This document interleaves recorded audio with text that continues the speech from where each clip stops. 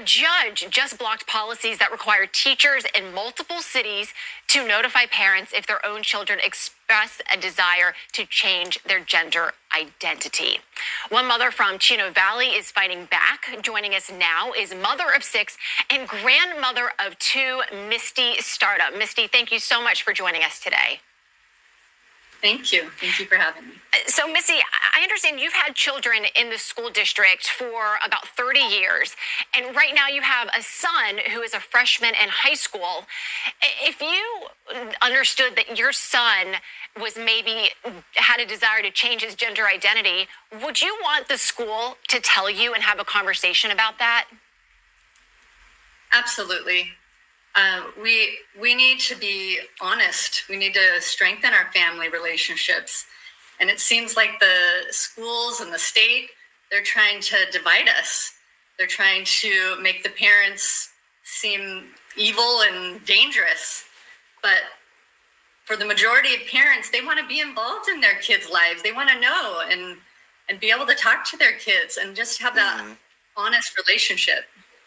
Misty, it seems to me, whether it's in California or elsewhere throughout this country, that you've got school systems that are kind of stepping in that parental role, almost like they're a third parent, if you will. And they're kind of giving the kids the confidence to come to them, not, discuss issues with their parents at home that might be sensitive. Like, they're kind of entering the family unit in a way, and that's what most people are angry about, I guess, is how I'm trying to get this across. Just kind of elaborate for me what happens as a parent when you have so many that you're looking after, when you've got this outside force stepping in, taking control in that way. Well, it's interesting because my child doesn't become a student until me, as the parent, drops them off at the school. So they're my child first. They're my child 24/7. They're only a student for a temporary amount of time at the school. So for somebody to step in and say, we're going to control your child and how you parent from now on is absolutely ridiculous.